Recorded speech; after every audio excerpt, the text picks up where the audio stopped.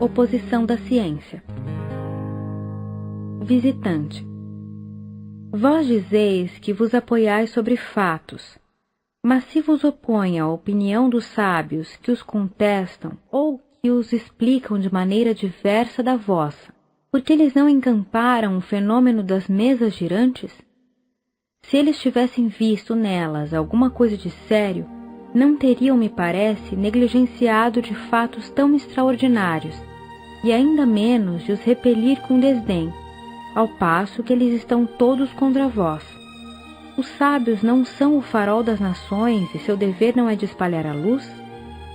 Por que quereríeis que eles a tivessem abafado, quando se lhes apresentava uma tão bela ocasião de revelar ao mundo uma força nova? Allan Kardec.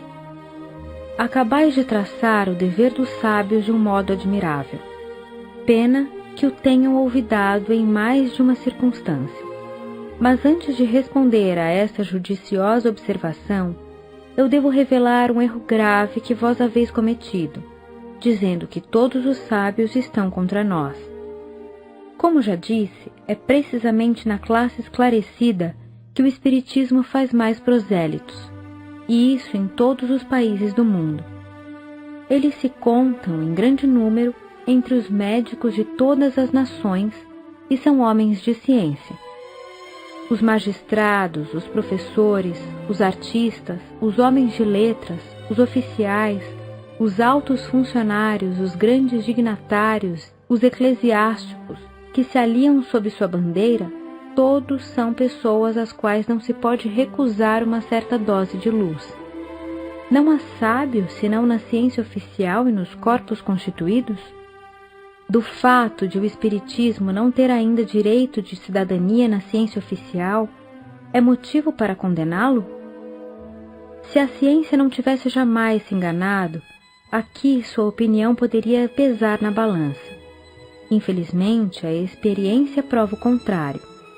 Não foram rejeitados como quimeras uma multidão de descobertas que mais tarde ilustraram a memória de seus autores?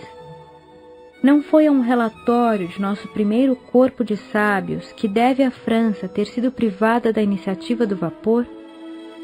Quando Fulton veio ao campo de Bolonha apresentar seu sistema a Napoleão I, que o recomendou ao exame imediato do Instituto, este não concluiu que esse sistema era um sonho impraticável, e não tinha tempo para que com ele se ocupar?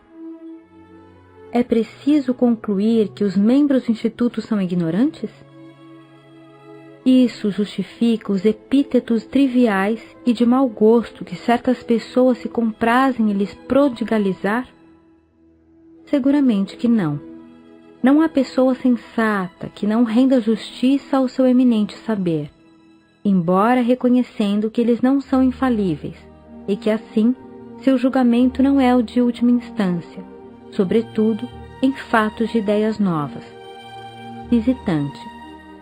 Eu admito perfeitamente que eles não são infalíveis, mas não é menos verdadeiro que, em razão do seu saber, sua opinião tem algum valor, e se os tivesseis convosco, isso daria um grande peso ao vosso sistema. Allan Kardec. Vós admitis também que cada um não é bom juiz senão naquilo que é da sua competência. Se quereis construir uma casa, procurais um músico? Se estivesseis doente, vos faríeis cuidar por um arquiteto? Se tivesseis um processo, procurarias a opinião de um dançarino? Enfim, se se trata de uma questão de teologia, a fareis resolver por um químico ou um astrônomo? Não, cada um em seu trabalho. As ciências vulgares repousam sobre as propriedades da matéria que se pode manipular à vontade, e os fenômenos que ela produz têm por agentes as forças materiais. Os do Espiritismo têm por agentes inteligências independentes, que têm seu livre-arbítrio e não estão submetidas aos nossos caprichos. Eles escapam, assim, aos nossos procedimentos de laboratório e aos nossos cálculos, e desde então não são mais da alçada da ciência propriamente dita. A ciência, pois, enganou-se quando quis experimentar os espíritos como uma pilha voltaica. Ela fracassou, e assim deveria sê-lo porque usou uma analogia que não existe. Depois, sem ir mais longe, ela concluiu pela negativa. Julgamento temerário que o tempo se encarrega todos os dias de reformar, como reformou muitos outros, e aqueles que o tiveram pronunciado passarão pela vergonha de se inscreverem, muito levianamente, por falsearem contra o poder infinito do Criador. As corporações científicas não têm, e não terão jamais, que se pronunciar sobre a questão.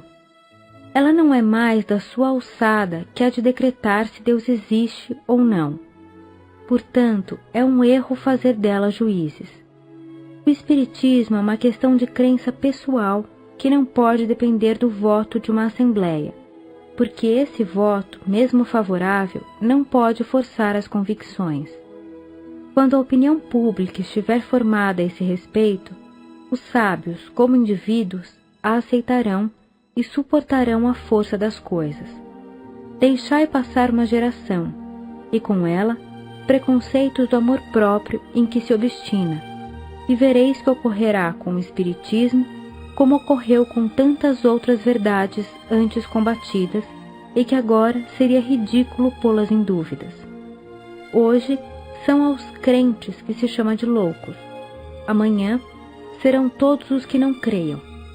Da mesma forma como se chamou de loucos outrora aqueles que criam que a terra girava. Mas todos os sábios não julgaram da mesma forma, e por sábios eu entendo os homens de estudo e de ciência, com ou sem título oficial.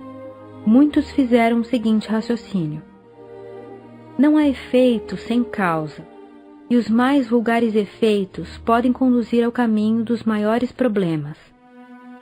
Se Newton tivesse desprezado a queda de uma maçã, se Galvani tivesse menosprezado sua criada, tratando-a de louca e visionária, quando ela lhe falou das rãs que dançavam no prato, talvez estivessem ainda por serem descobertas a admirável lei da gravitação universal e as fecundas propriedades da pilha. O fenômeno que se designa sob o nome burlesco de dança das mesas não é mais ridículo que o da dança das rãs, e talvez encerre também um desses segredos que revolucionam a humanidade quando se tem sua chave. Disseram ainda, por outro lado, uma vez que tantas pessoas deles se ocupam, uma vez que homens sérios deles fizeram um estudo, é preciso que haja aí alguma coisa. Uma ilusão, se se quer, não pode ter caráter de generalidade. Ela pode seduzir um círculo, uma comunidade, mas não o mundo todo. Guardemo-nos, pois, de negar a possibilidade do que não compreendemos sob pena de receber, cedo ou tarde, um desmentido que não fará o elogio da nossa perspicácia. Visitante. Muito bem. Eis um sábio que raciocina com sabedoria e prudência, e sem ser sábio penso como ele. Mas anotai que não afirma nada, ele duvida. Ora, sobre o que basear a crença na existência dos espíritos e sobretudo na possibilidade de comunicação com eles? Allan Kardec. Essa crença se apoia sobre o raciocínio e sobre os fatos.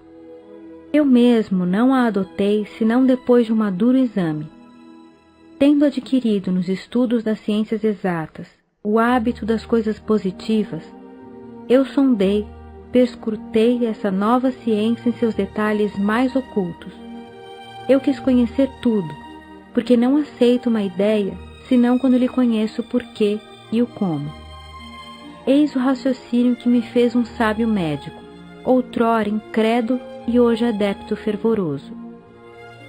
Disse que os seres invisíveis se comunicam. E por que não? Antes da invenção do microscópio, supunha-se a existência desses bilhões de animálculos que causam tantos prejuízos na economia? Onde está a impossibilidade material de que haja no espaço seres que escapam aos nossos sentidos? Teríamos por acaso a ridícula pretensão de tudo saber e de dizer a Deus que Ele nada mais nos pode ensinar? Se esses seres invisíveis que nos cercam são inteligentes, por que não se comunicariam conosco? Se eles estão em relação com os homens, devem desempenhar um papel na vida, nos acontecimentos. Quem sabe? Pode ser uma das forças da natureza, uma dessas forças ocultas que não supunhamos existir. Que novo horizonte isso abriria ao pensamento, que vasto campo de observação. A descoberta do mundo dos seres invisíveis seria diversa da dos infinitamente pequenos. Isso seria mais que uma descoberta, seria uma revolução nas ideias. Que luz pode dela jorrar? Quantas coisas misteriosas seriam explicadas? Aqueles que creem nisso são ridicularizados. Mas o que isso prova? Não ocorreu o mesmo com todas as grandes descobertas? Cristóvão Colombo não foi repelido, coberto de desgostos e tratado como insensato? Essas ideias, disse, são tão estranhas que nelas não se pode crer. Mas aquele que tivesse dito há somente meio século que em alguns minutos poder-se-ia corresponder de uma parte a outra do mundo, que em algumas horas atravessar-se-ia a França, que com o vapor de um pouco de água fervente um navio avançaria contra o vento, que se tiraria da água os meios de se iluminar e aquecer, que tivesse proposto iluminar toda Paris em um instante com um só reservatório de uma substância invisível, teria sido caçoado. É, pois, uma coisa mais prodigiosa que o espaço seja povoado por seres pensantes, que depois de terem vivido sobre a terra, deixaram seus envoltórios materiais? Não se encontra nesse fato a explicação de uma multidão de crenças que remontam à mais alta antiguidade? Semelhantes coisas bem que valem a pena serem aprofundadas. Eis as reflexões de um sábio, mas de um sábio sem pretensão, e que também o são de uma multidão de homens esclarecidos que viram, não superficialmente, com prevenção, e estudaram seriamente sem tomarem partido, mas que tiveram a modéstia de não dizer: eu não compreendo, portanto isso não é verdade. Sua convicção formou-se pela observação e pelo raciocínio. Se essas ideias fossem quiméricas, pensais que todos esses homens de elite as teriam adotado? Que tivessem estado muito tempo vítima de uma ilusão?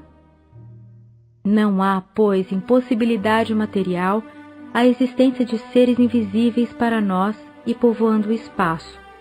E só essa consideração deveria levar a uma maior circunspecção. Há pouco tempo, quem poderia pensar que uma gota de água límpida poderia encerrar milhares de seres de uma pequenez que confunde nossa imaginação?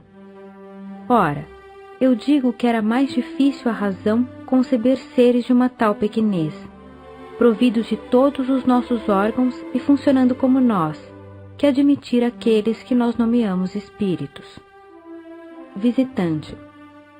Sem dúvida, mas do fato de uma coisa ser possível, não se segue que ela exista. Allan Kardec. De acordo, mas convireis que já é uma grande coisa desde que ela não é impossível, porque não tem nada que repugne a razão. Resta, pois, constatá-la pela observação dos fatos. Essa observação não é nova. A história, tanto sacra como profana, prova a antiguidade e a universalidade dessa crença, que se perpetuou através de todas as vicissitudes do mundo e se encontra entre os povos mais selvagens, no estado de ideias inatas e intuitivas, gravadas no pensamento como a do Ser Supremo e da existência futura. O Espiritismo, portanto, não é criação moderna. Muito longe disso. Tudo prova que os antigos o conheciam tão bem e talvez melhor do que nós. Somente ele não foi ensinado, senão com precauções misteriosas que o tornaram inacessível ao vulgo, deixado propositadamente na difícil situação supersticiosa. Quanto aos fatos, eles são de duas naturezas. espontâneos e provocados. Entre os primeiros, é preciso situar as visões e aparições, que são muito frequentes, os ruídos, barulhos e movimentação de objetos sem causa material, e uma multidão de efeitos insólitos, que se considerava como sobrenaturais, e que hoje nos parecem muito simples, porque para nós não há nada de sobrenatural, uma vez que tudo se esconde nas leis imutáveis da natureza. Os fatos provocados são aqueles que se obtêm por intermédio dos médiuns.